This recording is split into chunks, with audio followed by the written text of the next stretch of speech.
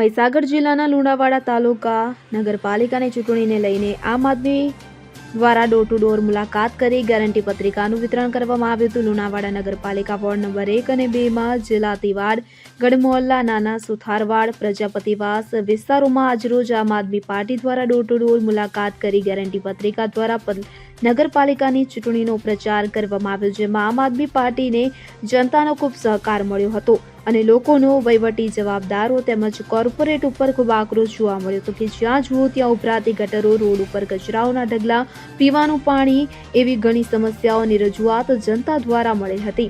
પ્રચારમાં જિલ્લા પ્રમુખ Babubhai Damor, state joint secretary Natwarsinh Solanki, તાલુકા મહામંત્રી અખમસિંહ, અમીરભાઈ મલેક, હસમુખભાઈ પગી, લાલા કાકા પાર્ટીના હોદ્દેદાર હાજર રહ્યા હતા. સંદીપ દેવાશ્રી સાથે CN24 ન્યૂઝ મહીસાગર. હવે જુઓ દેશ દુનિયાની તમામ ખબરો તમારી આંગળીના ટેરવે.